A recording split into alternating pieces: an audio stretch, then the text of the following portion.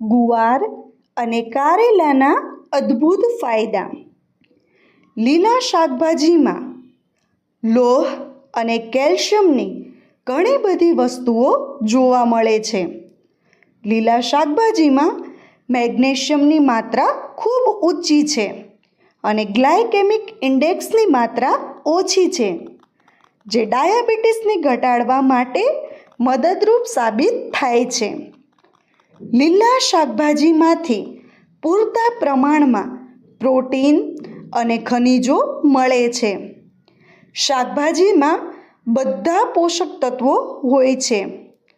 સ્વસ્થ આહાર મગજ માટે વધુ ફાયદાકારક છે.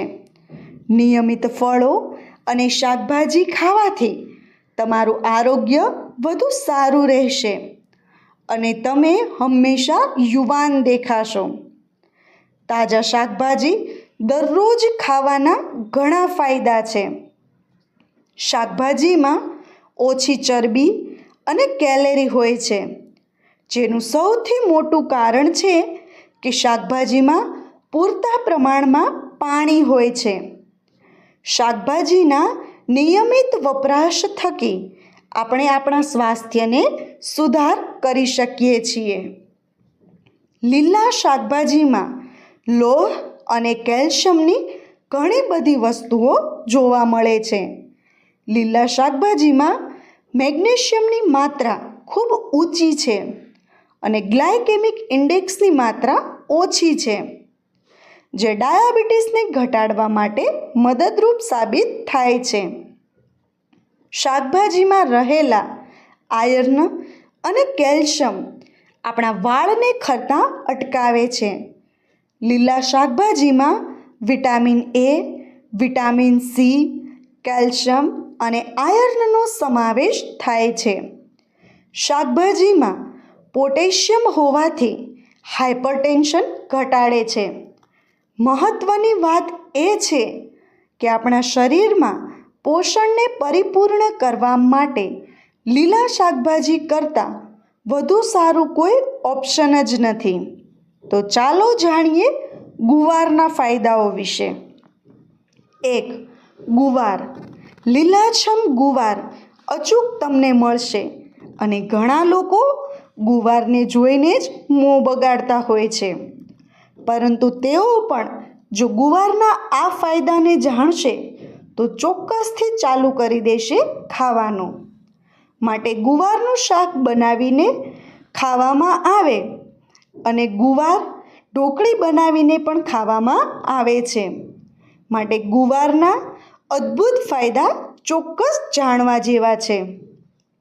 હૃદય માટે ખૂબ ફાયદાકારક ગુવારમાં કોલેસ્ટ્રોલ ઘટાડવાનો અતિ ઉત્તમ ગુણ હોય છે અને તેમાં ફાઇબર અને પોટેશિયમની ભરપૂર માત્રા હોય છે, જેના કારણે શરીરમાં કોલેસ્ટ્રોલ વધતું અટકાવે છે અને જે હૃદય માટે ખૂબ ફાયદાકારક સાબિત થાય છે. ગુવાર ખાવાથી હાડકાં મજબૂત બને છે અને ગુવારમાં કેલ્શિયમ, મિનરલ અને અનેક પોષક તત્વો હોય છે, જેનાથી હાડકાં મજબૂત બને છે. ગુવાર ડાયાબિટીસમાં પણ ફાયદાકારક છે.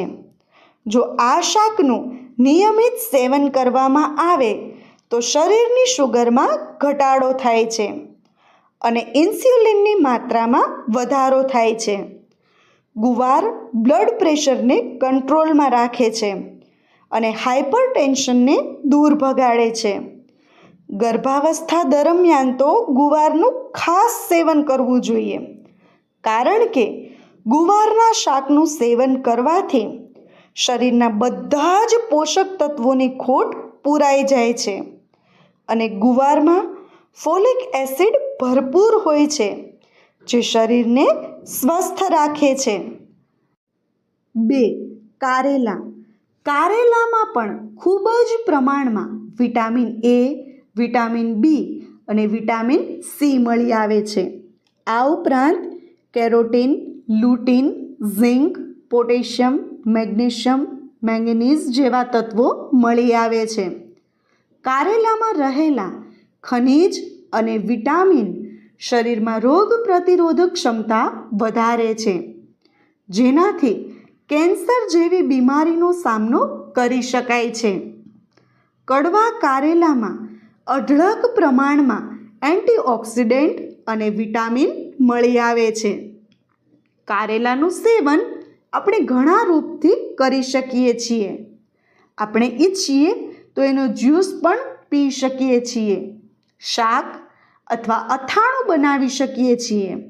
કારેલા ઠંડા હોય છે, એટલા માટે આ ગરમીથી પેદા થયેલી બીમારીઓની સારવાર માટે ખૂબ જ લાભકારી છે. જો તમારી પાચન શક્તિ નબળી હોય તો કારેલાનું સેવન કરવાથી પાચન શક્તિ મજબૂત થાય છે.